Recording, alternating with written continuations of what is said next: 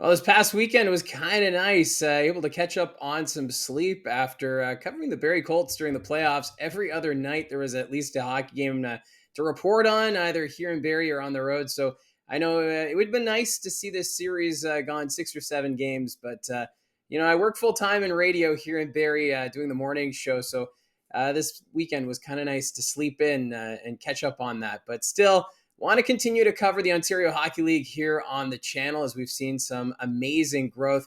So let's dive into it. Let's look at the OHL's championship game between the Oshawa Generals and the London Knights. So London, obviously, they're going to have home ice advantage, and it's very similar to what we saw last year, as this is a repeat of the 2024 OHL Championship where the Knights ended up sweeping Oshawa in 4 games. Mind you, health was a factor for the Generals in that series. No Beckett Seneca, which was a key missing piece. And of course, Seneca in the lineup looks like he's ready to go health wise, but there are some question marks when it does come to health for the London Knights. So let's dive into this. And for the OHL, this is the first time in modern OHL history that we will see a repeat of the OHL championship. You actually have to go back to the 1954 and 1955 J. Ross Robertson Cup championships, where we had the same teams competing in back-to-back seasons. That was the Toronto Marlboros and the St. Catharines Teepees.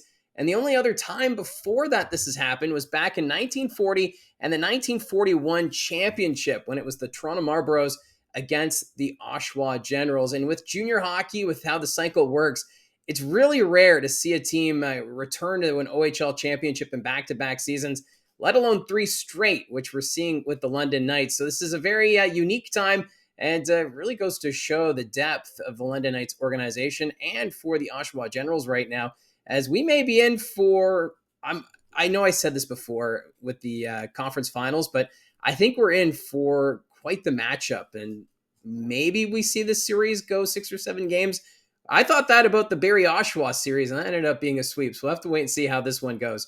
Now, head to head, of course, these two teams are in opposite conferences, so they only played each other twice during the regular season. Oshawa had a 1-0-1 record against London. On December 6th, the Oshawa Generals defeated London on the road by a score of 5-3. And you'll remember that after that win, Oshawa was sitting first in the Eastern Conference standings. They played a game in Saginaw where they were blown out at the Dow Event Center, and the Generals decided to make a coaching change. That's when O'Rourke was let go and Brad Malone took over. And for the Knights, they would get retribution after that on March 2nd back in Oshawa. The Knights would defeat the Generals 4-3 in overtime. So both teams getting a win against each other on the road, which I think is a little fascinating. Mind you, you can only take the regular season stats with a grain of salt. For the top point scorer in those games for the London Knights, Easton Cowan led the way. 4 goals in those 2 games against Oshawa. And for the Generals, Beckett Seneca, a goal, 4 assists, 5 points in those 2 games.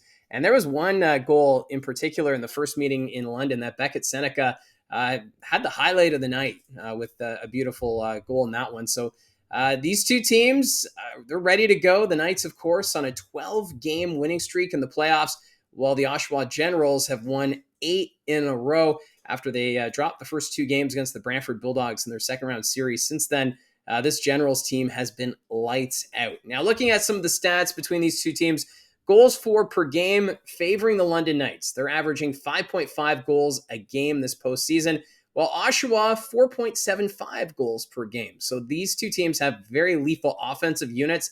And then on the back end, the goals against per game, it also favors the London Knights. They're only giving up 2.33 goals against, which is quite remarkable, the difference between the goals for and the goals against. And as for the Oshawa Generals, they're giving up right now 3.25 goals against per game. So, so on that front, I give London the advantage.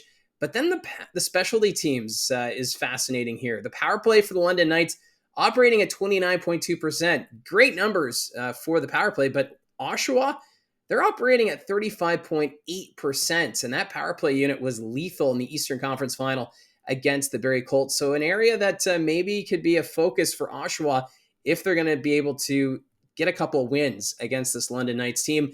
And then when you look at the penalty kill unit, the Knights have the advantage, operating at 83.9% to Oshawa's 76.4%. Now, your top 5 scorers on either team, leading the way for the London Knights is Toronto Maple Leafs prospect Easton Cowan, 8 goals, 19 assists, good for 27 points. Second in scoring is Sam Dickinson, 7 goals, 15 assists, 22 points.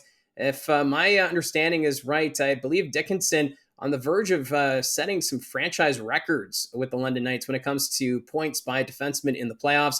And then third in scoring is Denver Barkey, 9 goals, 11 assists, 20 points.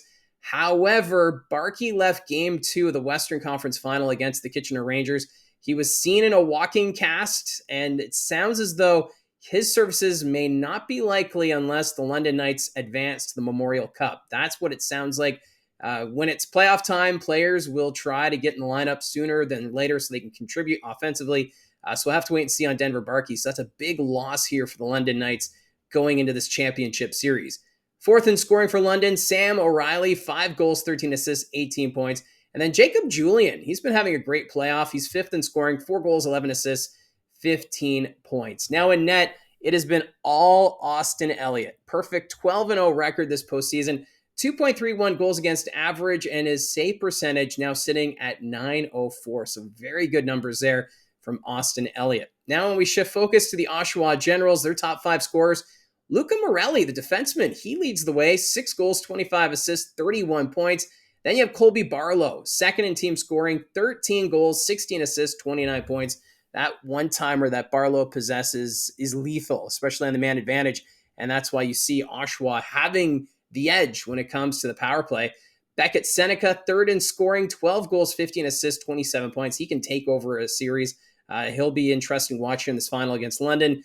Owen Griffin has been quite the story in this postseason. 15 goals, 11 assists, good for 26 points. He's had a breakout party here in this postseason. And a little surprising, Cal Ritchie, fifth in team scoring, 6 goals, 14 assists, 20 points. Still some good numbers here, but you kind of think that maybe there's a little bit more that we should be expecting here from Callum Ritchie. Maybe this series against the London Knights, we'll see him take that next step in his progression. So this is a very strong offense. They're very deep, and when you've got 2 deep lineups, I think this could be a very fun series getting underway on Thursday night at Canada Life Place. Now in net, Jacob Oster leads the way for Oshawa, 12-4 record, 2.82 goals against average, and an .896 save percentage. So Austin Elliott has a slight edge when it comes to goaltending numbers, but still, this series, I think, could be closer than what some are expecting. This London Knights team, of course, they're a juggernaut and looking to set a record for sweeping all 4 series as they make their way to the Memorial Cup in Rimouski. But this is an Oshawa Generals team that I think could make things very interesting. Going into the Eastern Conference Final, many expected that maybe it would go 6 or 7 games, myself included. But, this is a Generals team. They're rolling. And I do like the look of this team, the power play and whatnot. So maybe this will be a team that can give the Knights a run for their money. Plus, it's a revenge series here for the Oshawa Generals, who felt like they shouldn't have been swept last year because there was a lot of questions about this Oshawa Generals team after the playoffs last year. Remember, they were up 3-0 in the Eastern Conference Final on North Bay, and then the Battalion came back to force a 7. So they only had 1 win in their last 7 games, or 8 games rather, to finish out the playoffs last year. So some unfinished business for the Oshawa Generals. We'll see what they can do about it, but man, oh man, this London team, they're deep.